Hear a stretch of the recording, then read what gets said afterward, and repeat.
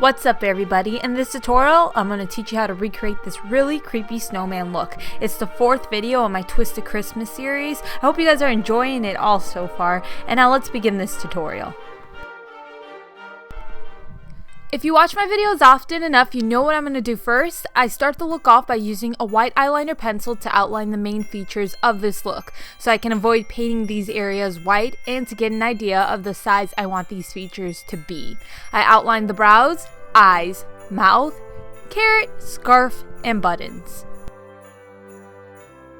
Now use a white body paint to paint your snowman snow. I could say skin, but that would make no sense because the snowman is made of snow. Obviously, hence the name Snowman. While filming this video, I was watching Frosty the Snowman, but like the second Frosty the Snowman where the children build him a wife.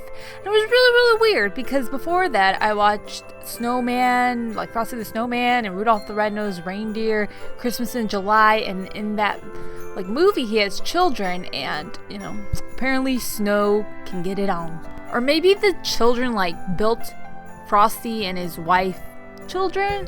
Or maybe they built the children together. They're like, oh, we want a boy and a girl, so let's build them. You know, just talking about stuff that absolutely none of you guys really care about. But I don't know. I was just thinking about that the entire time I was watching it, and it was like making me mad. I was like, how did they have children? Anyway, now you're gonna use a mixture of a light gray and dark gray paint to outline the main features you drew on. Not the scarf or carrot though. And use these gray paints to paint on wrinkles. To give your snowman an angry expression, you're going to draw wrinkles in the inner corner of the brows. I used a white and black paint to mix these gray paints together. So you can have a really dark gray paint, you can have a very light gray paint, as long as you have black and white. The possibilities are endless.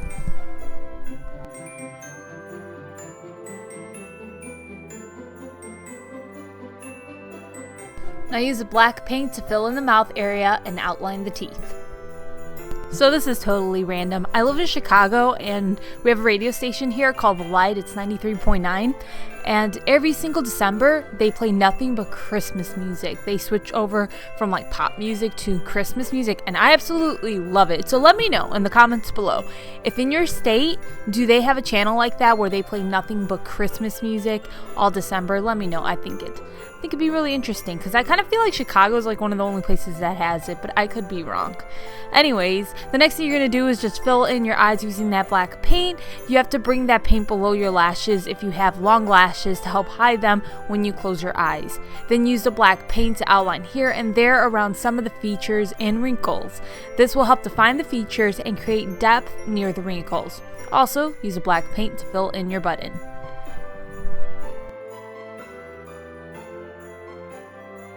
To paint the nose, use an orange paint, and you could make the carrot as big or small as you like it. The bigger it is, the more it kind of looks like a snowman. At first I started off with a small carrot, and then I was like, no, it has to extend further up the nose.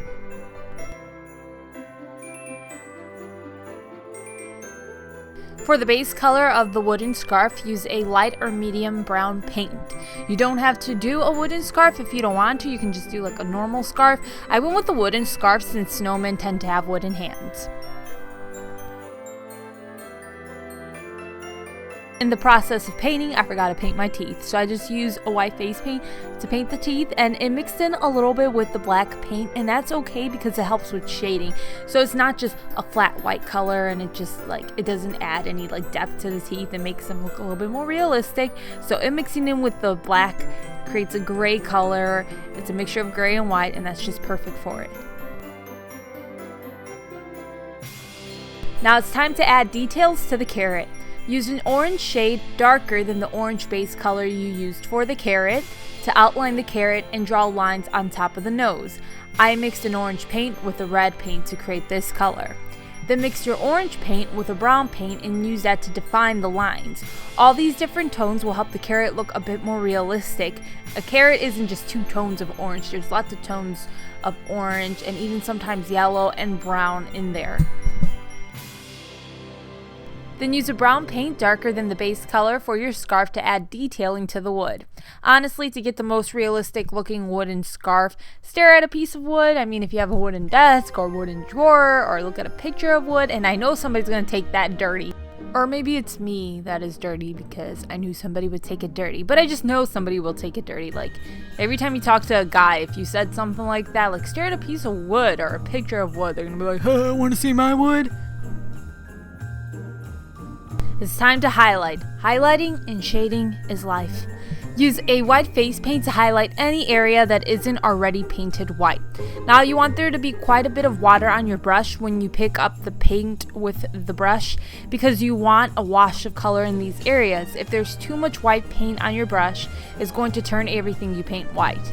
If you're afraid there's too much paint on the brush, just wipe the brush a few times on a piece of tissue or even the back of your hand, and then you just highlight the scarf, carrot, and the outer corner of the eyes to sort of mimic lids.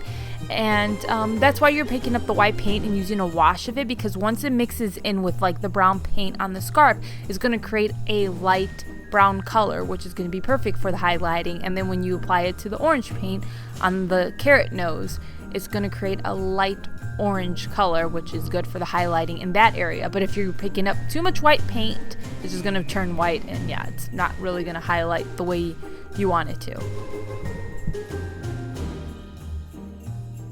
Now it's time to shade. I did lots and lots of shading for this look. Shading was crucial for the creepiness of this look. Like when I say I did a lot of shading, I did a lot of shading.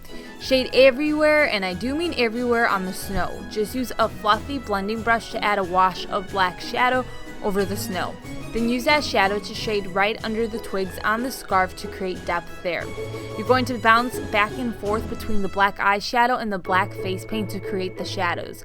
Especially around the mouth, you're going to use the two. The right amount of shading here should make the inside of the mouth look more like it's pushed in than it really is. If you shade a little bit above the mouth, it will make the snowman's upper lip look a little bit more like it's protruding. Shade around the buttons. If you shade about ½ an inch around each button, it will give these areas a more raised look.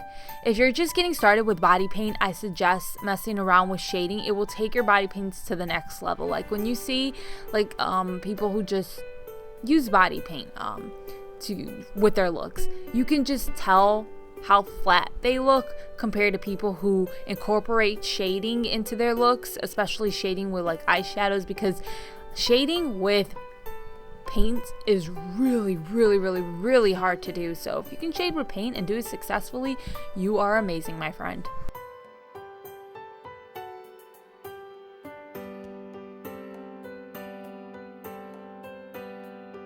So I hope you guys enjoyed the tutorial, which is a part of my Twisted Christmas series. I already uploaded 3 tutorials this week.